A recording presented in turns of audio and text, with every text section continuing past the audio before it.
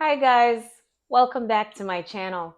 This is Inextrable Sardia. Make sure you like this video, you subscribe, and you share this information with your friends. Tell them to come over and subscribe to this channel. So today I want to talk to you about an experience I had during 2020, during COVID.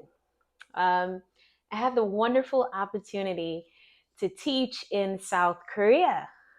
Yes, South Korea. I worked for a company, but I'm not going to mention their name. And it was amazing, right? I taught English to adult South Koreans and even young high school South Koreans, middle schoolers. And it was, like I said, it was amazing. I've learned a lot from that experience. And quite frankly, I would love to visit South Korea one day. And I remember this company is located in Seoul, South Korea. And the owner, her name is Nina, but I'm not going to give you any more information about that. Um, I remember how fascinating they were by American culture, which was to me, it was just like, okay, it's American culture. And they were so fascinated by it. But as you know, with globalization, it's very important that non-English speaking countries, they seek to speak English because, of course, not only does it enhance academic chances and take advantage of academic prospects, like coming to college to America or Canada or the UK, etc., but it gives them a new opportunity in the global landscape in terms of like business opportunities, employment opportunities, etc.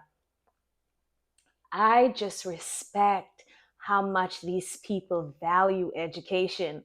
I mean, I'm from a Jamaican family. I'm Jamaican. So in Jamaican culture, we value education. But to work with a group of people, even young middle schoolers who are just like, I want to know about the culture. I want to learn English. I want to know, you know, the ins and outs of the American culture. I want to know how to say this, how to do this, etc. It was interesting because most of the topics that I covered, I remember the owner saying to me, Sardia, you're so advanced. You got to take it easy with them. These are intermediate, if not emerging and beginners. So you have to take it easy with them. And I remember they wanted to talk about movies and they wanted to talk about the news and what was happening on the news.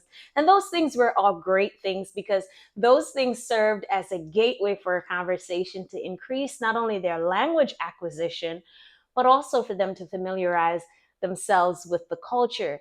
I think about the technological integration in doing this program there in South Korea and how these young people they were so advanced, guys, with the technology, um, and they knew so much about the culture. They just didn't know how to articulate it. Like they knew Denzel Washington. They were telling me about this movie and different things of that sort. So it was really fun.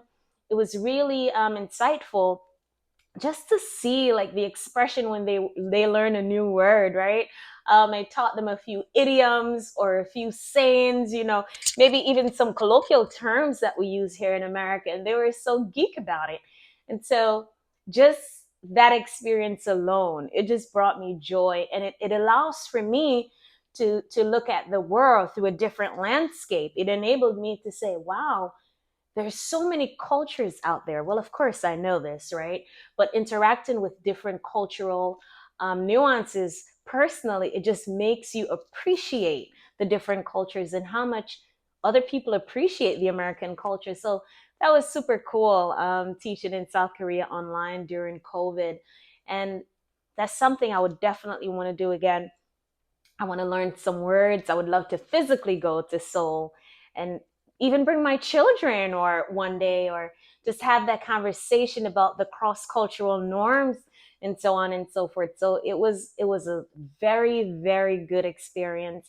For any English teachers, any ELA teachers, I would urge you, if you're interested, please make sure that you do something online, do something with another culture, and you see how informative it is.